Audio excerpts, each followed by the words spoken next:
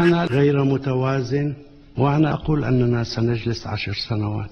نعم، نريد أن نهدم كل الشعب السوري، فأرجو أن يعيدوا النظر في موقفهم.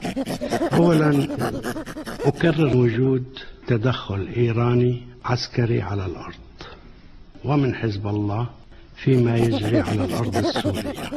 لا نريد الإصلاحات، وأنا أؤكد لك أنه توجد حكومة وجيش في العالم يستدعي العنف ضد شعبه.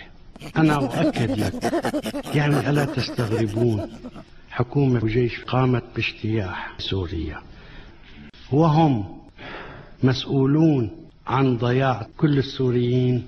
لا شيء مجانا. أنا لدي ما يثبت من أجبر هذه العائلات على الهجرة دخول الجيش السوري إلى جسر الشهور. نحن من أجبر هذه العائلات على الهجرة إلى هذه الحين.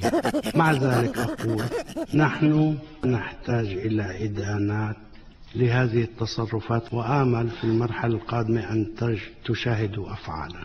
إذا كانوا يطالبون بوقف العنف، نحن نريد أن نهدم كل السوريين طالما هم ينتهجون موقفا متوازن.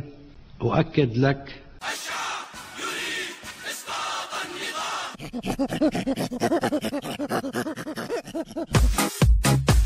الشعب يريد إسقاط النظام.